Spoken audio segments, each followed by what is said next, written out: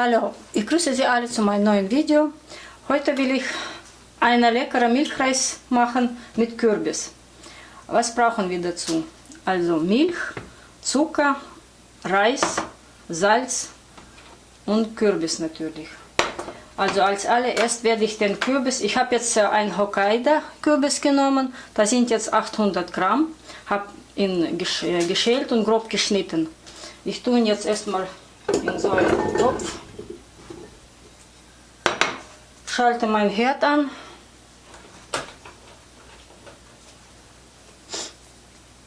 tue etwas Wasser rein,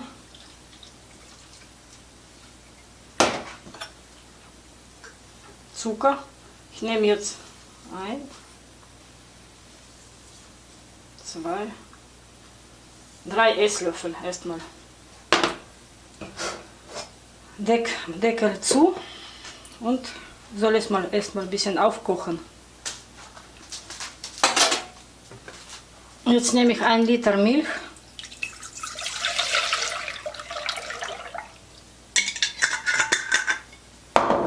Lass erstmal die Milch aufkochen. Nehme auch erstmal 1 Löffel Zucker. Bisschen Salz. Ich gucke jetzt nach dem Kürbis, also ist jetzt schön am Kochen. Ich tue noch etwas Wasser rein. Nehme noch 1 Löffel Zucker vielleicht. Also der Kürbis muss jetzt ungefähr 20 Minuten langsam köcheln.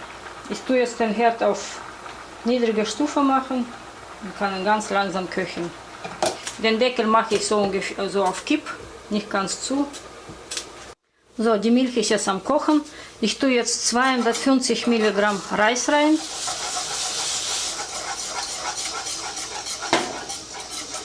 Ich rühre es jetzt. Stelle den Herd ganz niedrig auf ganz kleinster Stufe. Und das Ganze soll jetzt 20 Minuten langsam bei ganz schwacher Hitze kochen.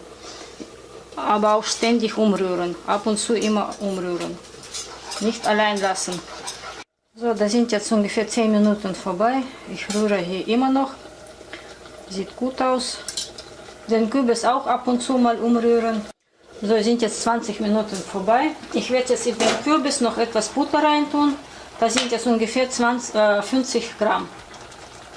Wer nicht will, braucht das nicht zu machen. Und wie süß der Kürbis wird, muss auch jeder entscheiden.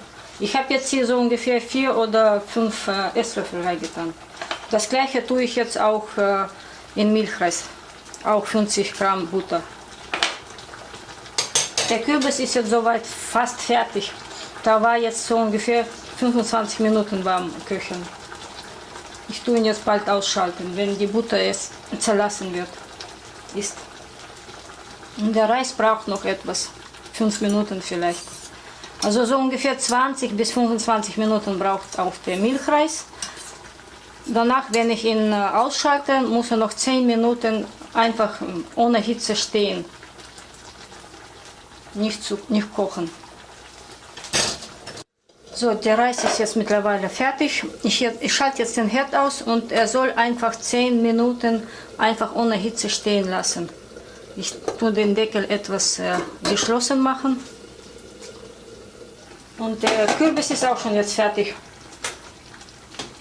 Ich tue ihn etwas jetzt zerstampfen, einfach mit der Gabel. Milchreis mit Kürbis ist fertig. Ich habe noch etwas Zimt drauf getan. Ich wünsche Ihnen viel Erfolg beim Nachmachen.